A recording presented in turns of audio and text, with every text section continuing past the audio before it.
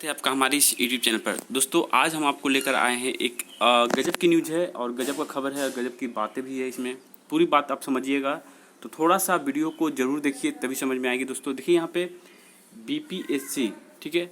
अब बताइए, अब बोलिएगा कि आप बिहार एसएससी या बीपीएससी क्यों दिखा रहे हैं, क्योंकि देखिए बिहार एसएससी हो या फिर बीपीएससी हो, लगभग दोनों समान ही हैं। तो चलिए एक बार हम देखते हैं कि इसमें क्या क्या हुआ था और किस कारण से इस बंदे का रिजल्ट हुआ है, ठीक है। देखिए यहाँ पे लिखा हुआ दोस्तों, साक्षात्कार कार्यक्रम 60वीं और 62वीं की सम्मिलित संयुक्त लिखित प्रतियोगिता परीक्षा के अंतर्गत 2 जून को प्रकाशित अतिरिक्त परीक्षा फल में सफल घोषित अनुक्रमांक 140015 शशि रंजन का साक्षात्कार क्रम निम्न प्रकार निर्धारित किया गया। दोस्तों मात्र एक कैंडिडेट का ही यहाँ पे एडिशनल रिजल्ट आया था। किस कारण से आया वो भी मैं बताऊंगा अभी तुरंत। तो इनका साक्षात्कार किया जा रहा है, इनका इंटरव्यू किया है दोस्तों, मात्र एक लड़की का, ठीक है। तो चलिए एक बार देखते हैं लड़की है या लड़का है, तो पूरी बात हम समझते हैं। पहले यहाँ पे आप देख लीजिए, इनका जो है इंटरव्यू डेट 26 जून रखा गया है और रोल नंबर आप देख सकते हैं 10:30 बजे के सुबह में। चलिए पहले जानते हैं कि इनका रिजल्ट आया कैसे, ठीक है। हो सकता है आपके साथ भी ऐसा प्रॉब्लम हो, तो एक बार चलिए ले चलते हैं उसके ऑफिशियल वेबसाइट पर, ठीक है। तो देखिए दोस्तों हम आ गए हैं दूसरे नोटिस पर जहाँ पे इनका रिजल्ट हुआ था। देखिए यहाँ पे बता दूं, मैं ध्यान से सुनिएगा, ये आपको भी काम देगी आगे जाकर के, ठीक है। यहाँ पे देखिए लिखा गया है कि 60वीं 62वीं सम्मिलित संयुक्त लिखित प्रतियोगिता परीक्षा का परीक्षा फल 2/11/2018 को अंतिम परीक्षा फल दिनांक 1/2/2019 को प्रकाशित करते हुए अंतिम रूप से चयनित उम्मीदवारों की अनुशंसा जो संबंधित विभाग को भेजी जा चुकी है, ठीक है। अब उक्त परीक्षा यानी लिखित प्रतियोगिता परीक्षा में शामिल अत्यंत पिछड़ा वर्ग के 04 यानी कि महिला कोटि की एक उम्मीदवार अनुक्रमांक रोल नंबर यानी कि 140015 शशि रंजन द्वारा आरटीआई के तहत सभी विषयों की उत्तर पुस्तिकाओं की छाया प्रति मांगी गई थी, ठीक है। सूचना प्राप्ति के बाद उक्त उम्मीदवार द्वारा अभ्यावेदन देखकर सूचित किया गया कि कराई गई सामान्य अध्ययन प्रथम पत्र जो है दोस्तों उसकी उत्तर पुस्तिका की छाया प्रति उनकी नहीं है, ठीक है। तो यानी कि जब वो मंगाए आरटीआई करके दोस्तों कि आप हमें दीजिए हमारा उत्तर पुस्तिका, हमें कुछ संदेह है, तो जब मंगाया गया तो उनकी वो आरटीआई में जो लेकर आए थे वो उत्तर पुस्तिका वो उनकी नहीं थी, यानी किसी और की थी। तो मामले की जांच के क्रम में पाया गया कि सामान्य अध्ययन प्रथम पत्र के उत्तर पुस्तिकाओं की कोडिंग में त्रुटि हुई थी और अनुक्रमांक इतना जो है दोस्तों वो सही 2 उम्मीदवार यानी अनुक्रमांक रोल नंबर जो है 140017 और 140022 के उक्त विषय की उत्तर पुस्तिकाओं एवं उनके अनुसार उन पर अंकित प्राप्तांक आपस में बदल गए हैं। यानी कि दोस्तों एक तरह से देखा जाए तो हेर फेर बदल हो गया था इन दोनों में कुछ त्रुटियां के कारण।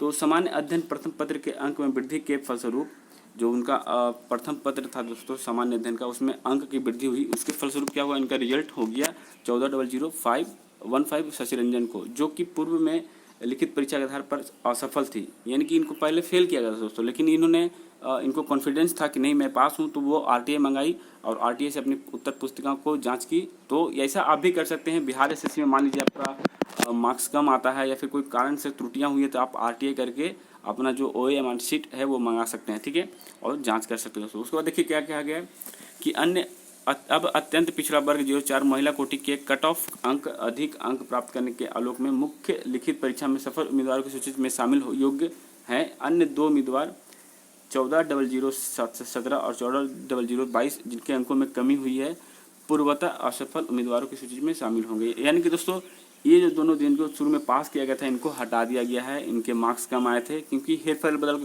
कारण इनका जो मार्क्स है वो चल गया था इनके पास और उनका मार्क्स इनके पास चला था, जिनकी वजह से ये प्रॉब्लम हुई थी। तो देखिए दोस्तों उसके बाद फिर क्या निर्णय निकला था कि तदालोक में आयोग अनुक्रमांक रोल नंबर इतना शशि रंजन को 60वीं और 62वीं सम्मिलित संयुक्त मुख्य परीक्षा में सफल घोषित करते हुए साक्षात्कार हेतु आमंत्रित करता है। साक्षात्कार की तिथि घोषणा बाद में की जाएगी।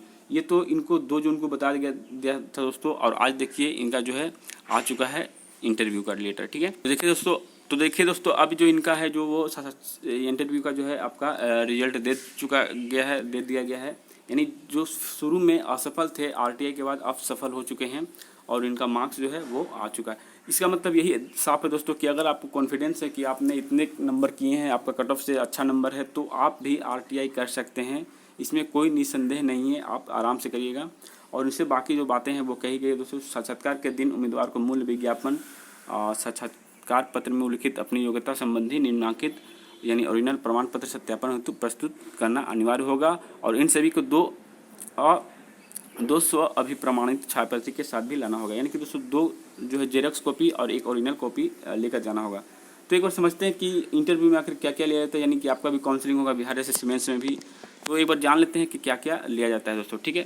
तो देख लेते हैं यहाँ पे बोला गया है दोस्तों कि जन्म तिथि के साथ हेतु मैट्रिक प्रमाण पत्र, यानी जन्म तिथि अगर नहीं है आपके पास तो मैट्रिक का प्रमाण पत्र चलेगा, ठीक है। और देखिए प्रमाण पत्र एवं अंक पत्र दोनों मांगा गया है। उसके बाद स्नातक डिग्री की अंक पत्र, यानी आप इंटर लेवल के हैं तो इंटर लेवल का जो है आपका अंक पत्र चाहिए।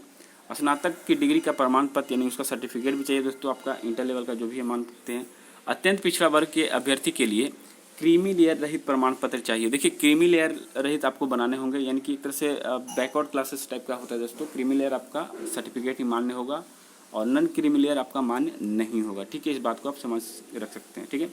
और महिलाओं के लिए क्या है, तो महिला उम्मीदवार के लिए पिता के नाम एवं पता के निर्गत क्रीमी लेयर रहित प्रमाण पत्र लाना अनिवार्य है। यानी कि अगर महिला है दोस्तों तो आपका पिता का नाम होना चाहिए और एड्रेस ही, ये नहीं कि आप अपने पति का नाम वाले लेकर चल जाएं, ठीक है, ये नहीं चलेगा, ठीक है दोस्तों। और साथ में क्या है, अत्यंत पिछड़ा वर्ग यानी कि MBC जिसको बोलते हैं दोस्तों के उम्मीदवार के लिए क्रीमी लेयर के अंतर्गत नहीं आने संबंधी घोषणा पत्र 1 वर्ष से पूर्व का क्रीमी लेयर रहित प्रमाण पत्र होने पर, यानी कि अगर आप MBC हैं तो अगर नॉन क्रीमी लेयर है दोस्तों तो नहीं चलेगा, वो आपको कम से कम 1 साल पहले की क्रीमी लेयर ही चाहिए, ठीक है।